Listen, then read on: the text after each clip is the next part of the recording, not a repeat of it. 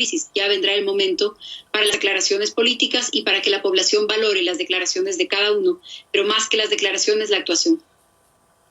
Ministra, perdone que insista en su planteamiento, estoy completamente en desacuerdo con el mismo, perdóneme usted, porque aquí no se trata de declaraciones o no, no se trata de política, se trata de que si en efecto no se tuvieron los recursos, eso es lo que ha traído como consecuencia el alto índice de contagios que hay en el Ecuador, lejos de la política. Y por eso le pregunto directamente para escuchar cómo, permítame, por eso le pregunto directamente para que me responda como gobierno si se tuvieron o no los recursos. No estoy tocando el ámbito político, no estoy tocando nada más que la emergencia y una posible negligencia del gobierno del presidente Moreno, de acuerdo a las declaraciones de la exministra de la cartera. Así que no nos desviemos ni andemos por las ramas. Aquí le pregunto yo, dice ella, no tuvieron los recursos suficientes. Incluso menciona que no estaba de acuerdo en que se le impusieran funcionarios sin conocimiento. Esto no tiene nada que ver con ámbito político. Si son dos realidades que se comprueban, ese es el resultado, la negligencia de lo que hoy están viviendo los ecuatorianos. Así que perdóneme, ministra, su respuesta no me convence y creo que los ecuatorianos tampoco. ¿Podría ser más clara?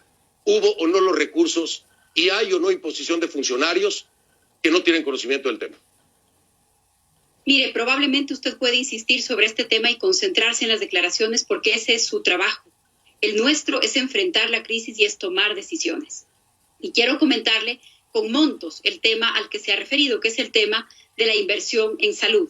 El año pasado, el año 2019, por fuera del tema de los sueldos, de los salarios, de los médicos, porque en esa materia el Ecuador invierte más o menos 3.000 millones de dólares cada año.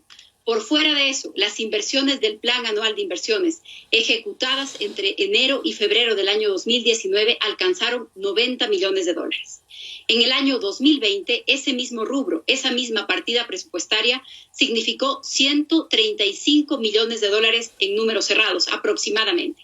Eso es un incremento de casi el 40% de la inversión comparado con el año pasado. Si usted me pregunta si esto es suficiente, yo le diría que no. Ningún país ha tenido recursos suficientes, ni materiales ni humanos, para enfrentar esta crisis. Pasó en Asia, está pasando en Europa, está pasando en Estados Unidos, va a pasar en América Latina. Es la característica de esta pandemia. Por supuesto, lo que pasa con esta pandemia, con la velocidad del contagio, con el porcentaje de personas que requieren atención especializada, lo que pasa es que desbordan los sistemas de salud pública. Entonces, no hay declaración que valga, no hay disputa política, no es irse por las ramas, es enfrentar la realidad en toda su dimensión. Y si es que usted dice que enfrentar esta pandemia es un problema de negligencia, pues este es un problema que estamos enfrentando 120 países en el mundo. Esa es la realidad de la pandemia. Y le digo algo, la realidad de la pandemia, perdón usted, ministra, la realidad de la pandemia es esa, por supuesto que sí, pero le voy a decir una cosa. Hay gobiernos que han logrado actuar a tiempo y que tienen bajos índices de contagio. No así el Ecuador. No se trata de política, se trata de eficiencia, de eficacia. Aquí mismo en los Estados Unidos, el presidente Donald Trump no cumplió con lo que se debía haber cumplido para evitar que hoy y que próximamente Estados Unidos pueda ser el epicentro en el continente. Pero Ecuador no se queda muy atrás, después de Brasil. Entonces explíqueme, por favor, ministra, cuál es la diferencia de un país que ha logrado mantener los índices de contagio bajos y el Ecuador no. No es un tema de política, es un tema de conocimiento, es un tema de buena aplicación de los recursos y es un tema de reacción inmediata. ¿O me va a decir que también eso es un tema de política? Es mucho más que eso. Es parte de lo que usted dice, pero es mucho más que eso y permítame también hacer algunas comparaciones como usted las está haciendo en este momento. Hay que mirar no solamente la política pública, el sistema de salud, sino la respuesta de la población. La respuesta de la población es muy importante. Creo que es difícil comparar la disciplina, la lógica que tiene la población en China, en Singapur, en Corea del Sur, la forma en la que esa población se relaciona con sus gobiernos y lo que pasa en los gobiernos de América Latina, o la dinámica y el comportamiento social que tenemos en Italia o en España o en América Latina. Todavía es pronto para hacer evaluaciones. Quiero insistir sobre eso. Es pronto para hacer evaluaciones. Estamos enfrentando la crisis. Estamos tomando decisiones. Ministra, pero está usted responsabilizando No, es que perdóneme, ¿está usted responsabilizando a la población? ¿Es lo que me está diciendo? No, permítame, estoy haciendo una reflexión. Le estoy dando la oportunidad de aclarar porque se entendió como que estaba responsabilizando el comportamiento de la población. Pongamos un cronómetro para este debate. No me parece. Yo hago las preguntas y repregunto cuando considero. Aquí no pongo cronómetros. Escuche usted lo que le digo. Escuche lo que le digo. Me parece que es oportuno hacerle la pregunta. Le voy a explicar por qué, ya que no lo entendió. Porque le doy la oportunidad de aclarar que no está culpando a la población. Si usted quiere, no le repregunto, lo dejamos ahí y que interpreten que está acusando a la población. Entonces, le pido, ministra, que no se sienta todo el tiempo atacada. Le estoy dando un espacio porque se entendió que usted hablaba como parte de esa culpa el comportamiento de los ecuatorianos. Y no creo que caiga bien. ¿Puede aclararlo, por favor? Mire, no es un problema de caer bien o de no caer bien. Estoy dándole los datos de la realidad. El gobierno decidió un toque de queda, un bloqueo, una prohibición de salida de los hogares, porque esa es la medida más efectiva que se ha aprobado en todos los países. Aislamiento social y quedarse en casa. Esa es la medida más efectiva. Disminuye la velocidad del contagio. Ningún país en el mundo ha logrado tener un contagio cero, pero lo que se ha logrado en los países que han podido enfrentar con menos dificultad esta crisis, porque creo que nadie puede hablar de éxito cuando esta crisis cuesta vidas humanas en todo el mundo.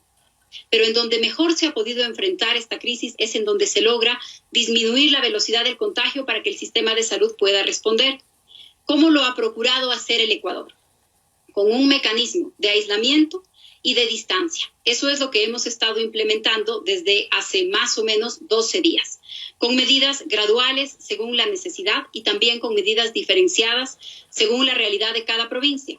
Hasta hace 2 días, el número de personas detenidas por incumplir las medidas del gobierno creció con más velocidad que el número de personas contagiadas.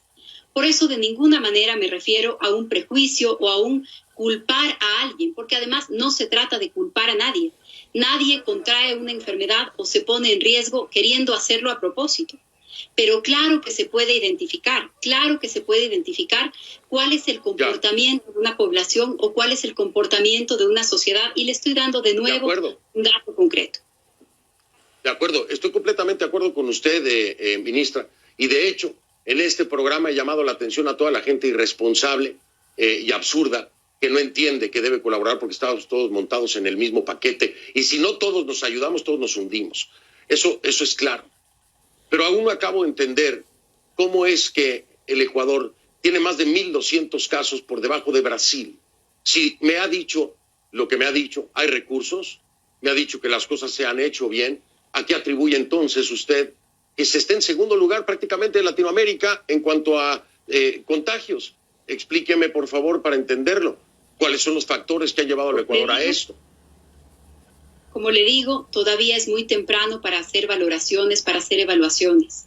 No se trata solamente de comparar el número de casos, se trata también de mirar en cuántas semanas vamos a poder controlar el crecimiento de esta curva.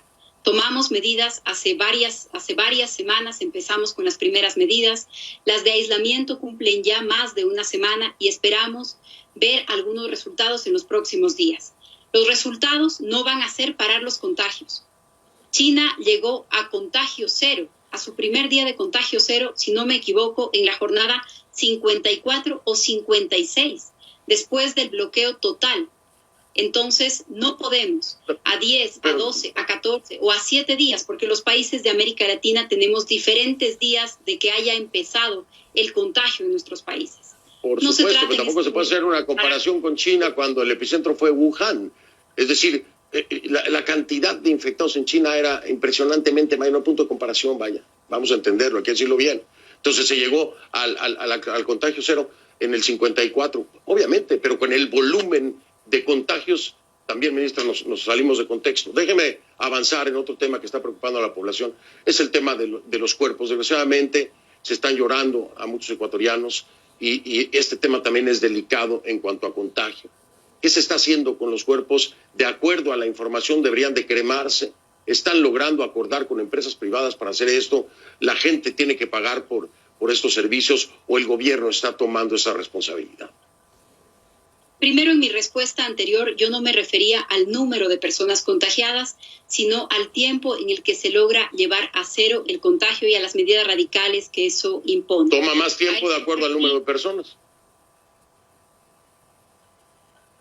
¿No? Digo. No le escuché porque además la conversación a través del Skype no es la más sencilla. Pero le decía que en la respuesta anterior me refería al número de días después de los que se logra un contagio cero. A eso es a lo que me refería y estamos muy lejos de poder hacer esa valoración. Ahora usted me ha preguntado sobre el tema de las personas que pierden la vida, sobre las personas que mueren como consecuencia de esta enfermedad. En Guayaquil, que es el lugar en donde tenemos el número de mayor cantidad de contagios y también de más alta ocupación hospitalaria, tenemos ya implementado un mecanismo, estamos trabajando con varias instituciones, incluso con el municipio, para hacer este trámite. Doloroso desde el punto de vista humano, no es solamente una estadística, no es solamente la consecuencia de esta pandemia, es también el tema humano que esto implica. Hemos trabajado con algunos protocolos de la Cruz Roja sobre tratamiento digno de cadáveres. Tenemos un protocolo de lo intrahospitalario y de lo extrahospitalario. Las personas no deberán cubrir la cremación. Vamos a procurar cumplir con la cremación como la primera opción mientras tengamos la capacidad suficiente para hacerlo. Me refiero a la capacidad logística, incluso a la cantidad de lugares en donde esto es posible en la ciudad de Guayaquil.